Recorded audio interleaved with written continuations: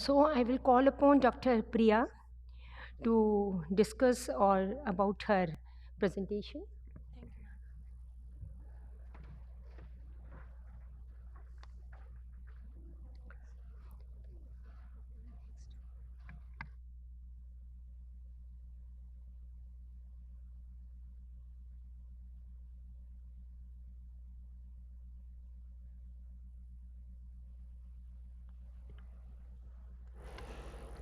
Very good morning to all of you. It is not seen here.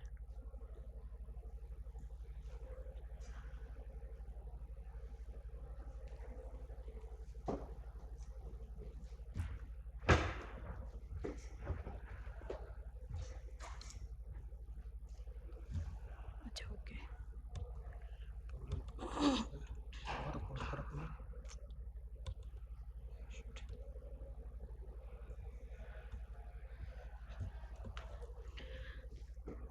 So we'll discuss now correlating the clinical findings with visual pathway lesions. So I have no financial interest in this presentation.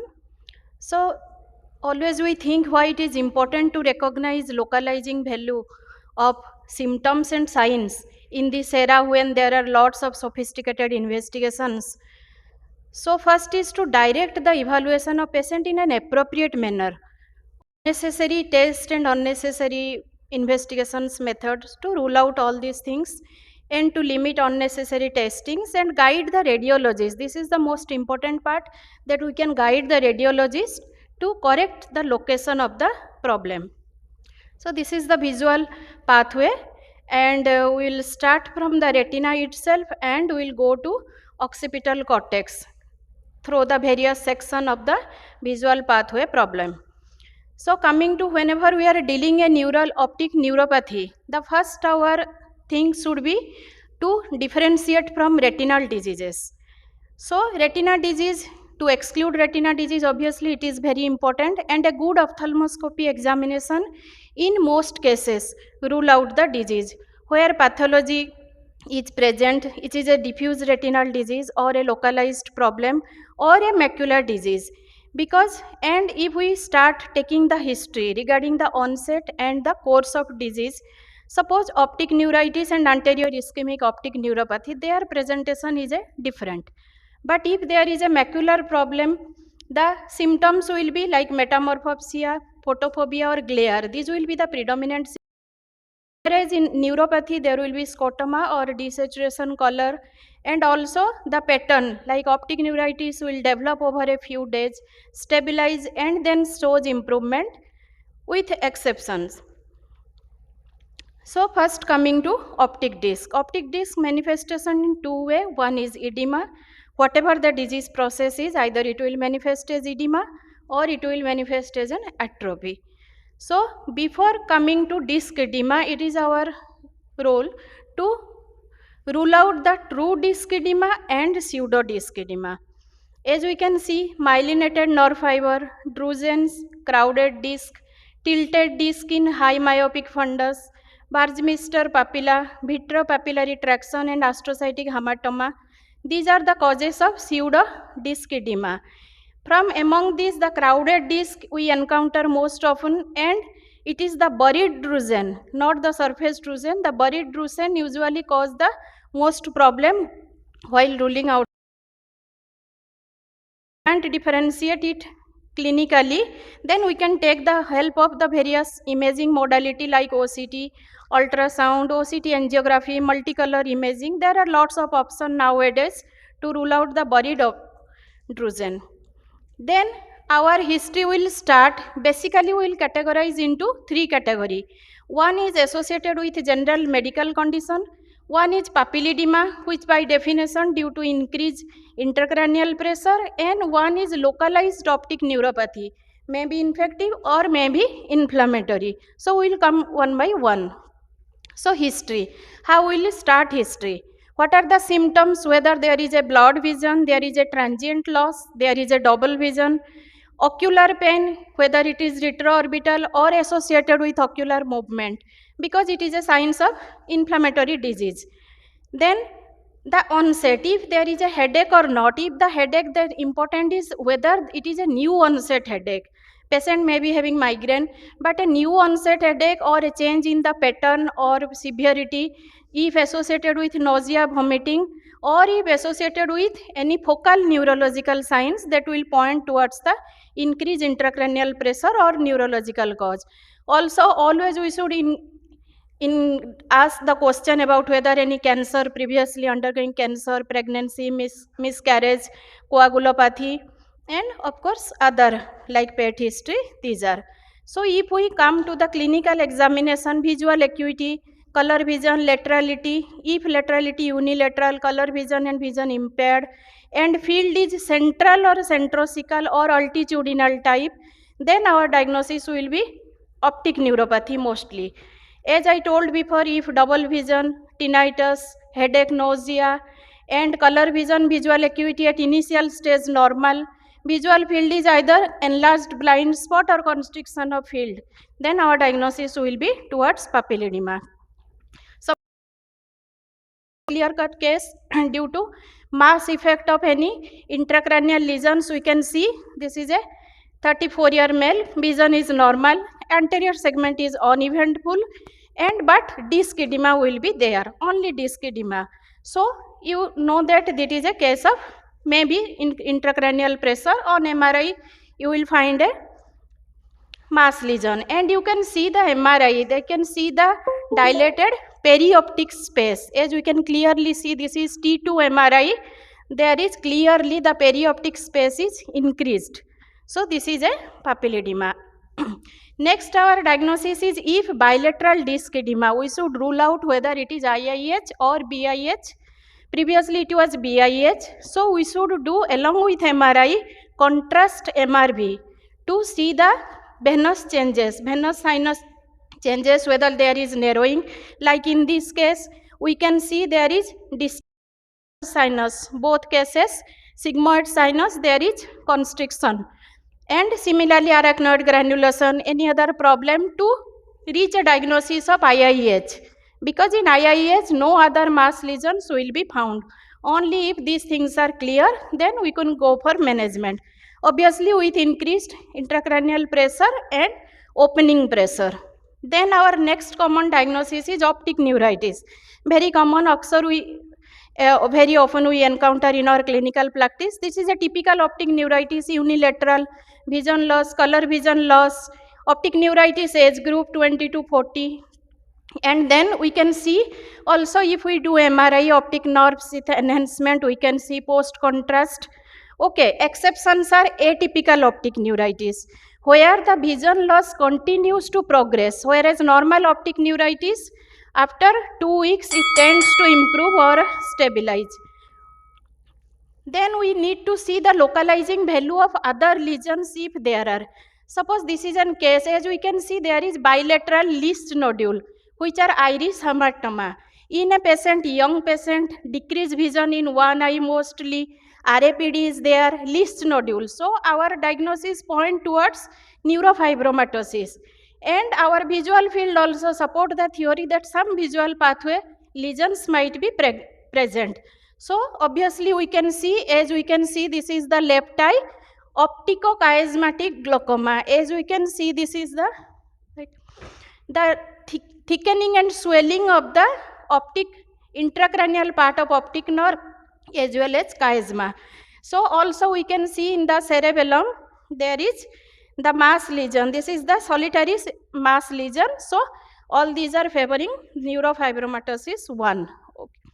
So whenever we are seeing disc edema in one eye and optic disc in other eye, so this is called Foster-Kennedy syndrome. What happens? The mechanism, the tumor directly compresses the optic nerve on one side, and after it enlarges to such an extent with mass effect is produced, then papilledema will develop, but it will fail to develop in the optic atrophy side. So this is one side edema, as we can see, and in left eye there is optic disc. So this is Foster-Kennedy syndrome. There is also pseudo Foster-Kennedy syndrome. What happens? When there is sequential AION, anterior ischemic optic neuropathy, as we can see, if we see grossly, we can see optic disc atrophy in one eye and disc edema in the other eye. But if we see very closely, in left eye, only the superior part of disc is more pale than the inferior part. And also the edema, if we notice, the superior part is more affected. And this is confirmed by our visual field. We can see altitudinal visual field loss in both eye. So this is a pseudo Foster Kennedy syndrome, where sequential AION, one eye after another is affected and giving like this type of picture. This is not a true Foster Kennedy, where intracranial mass lesions should be present. Now coming to when we are seeing disc edema, we should rule out other generalized condition like this is grade 4 hypertensive retinopathy. In two cases, the lower one showing inferior exudative RD also. So here we can see abundant cotonool spot, and the disc edema and cotonool spots, they are the manifestation away from the disc also present, and as well as other signs like macular star, hard exudate in form of macular star. So these are grade 4 hypertensive cases. So any bilateral optic edema, first thing is to measure blood pressure. That will save unnecessary test and save delay unnecessary on starting of treatment, so that the treatment can be started on time. So grade 4 hypertensive retinopathy should be a common differential diagnosis. Now coming to whenever disc edema is associated more with hemorrhage, this is a predominantly hemorrhagic, usually hematological problem, where there is either a thrombosis deep vein. The first photo is unilateral, this is idiopathic ITP, young female, and we can see that very less edema but more of an hemorrhage and hard exudate. Second thing, also very sick patient, young child who is also expired, and this is due to venous thrombosis, deep vein thrombosis, probably due to some viral infection. Most probably dengue can affect this type of thing. So whenever there is more predominantly hemorrhage, we can see, so suspect other things, hematological problem. Similarly, these are the pictures. Always ask the patient if he had previous history of lymphoma or leukemia. Because patient will come to you in a apparently healthy condition. If you will not ask the history, and patient will not tell you, because if the patient has been previously treated with leukemia or lymphoma, first diagnosis preferably come to your mind should be optic nerve head infiltration. It is a recurrence very often. Like our first case, it was at a child, 3 year, and we can see the generalized pallor of artery with cherry red spot in left eye. So this is recurrence, and CSF was also positive. So again intrasystemic chemotherapy started. But the second one, it was an adult patient, apparently healthy adult patient, where one eye vitreous stepping was also negative, CSF was also negative. By there should be high clinical suspicion in your mind, and we continued giving intravitreal methotrexate injection, rituximab, and that the lower picture is the result. Patient vision improved. So we should not give up, because optic disc is a sanctuary of ALL leukemic cells. Even if you cannot get the findings in CSF or even vitreal tape, then also you suspect unless probed otherwise. This should be very important. And all of you know, whenever coming to optic atrophy, first it should be differentiate whether it is primary, secondary or consecutive. And also we need to differentiate from a glaucomatous optic neuropathy. All of us aware that glaucomatous optic neuropathy, these are the two cases of optic pallor, but we can notice one is without increasing cup size and one is with increased cup size, lower one. But increased cup size, as we can notice, the rim also pallor, the neuroretinal rim is also pale. So that is more pointing towards a neurological cause, whereas the rim is intact here. Of course, other signs like bearing of circumlinear vessels and other glaucomatous signs will be there. Coming to orbital lesion, first you will notice either proptosis, maybe it is a positional. If it is a varix, then it can be a positional, or you can see like in this case you have optociliary shunt. If long standing meningioma cases are there, even if proptosis is very mild, the lower picture is showing meningioma. And also here is a clear cut case of this is proptosis. So first our thing will be that it should be a orbital lesion. But what our findings suggest to it, we can see a retinal hematoma here. The small lesion, sometimes missed, it is a retinal hematoma. And also cataract is there. Okay, so this is a neurofibromatosis too. What we find? Orbital lesion, obviously it is a meningioma, optic nerve sheath, as well as there was bilateral cerebral vestibular hemangioma. It is a diagnosis of NF2 without even biopsy if there is bilateral vestibular hemangioma. Then coming to orbital apex syndrome. Orbital apex is involved, there is vision loss, and as well as there will be mixed neuropathy. Either third, fourth, sixth, there will be a group of any of this presentation. Like in this case, there's a mild sixth nerve palsy along with dropped vision, and it was found to be an infectious cause. It is a very short history, 15 days. So it was a fungal infection, we can see, compressing the optic nerve left side and causing the neuropathy. Okay, vision did not improve, but patient systemically improved. This is another case. There is sphenoid sinus pyocyl. Sphenoid sinus is a midline structure and can sometimes produce in both eye. Here in right eye, mild restriction is abduction, and in left eye, total complete, almost complete ophthalmoplegia. And after treatment with marsupialization, we can see this picture, sphenoid sinus, endoscopic marsupialization has been done, and now it is improved.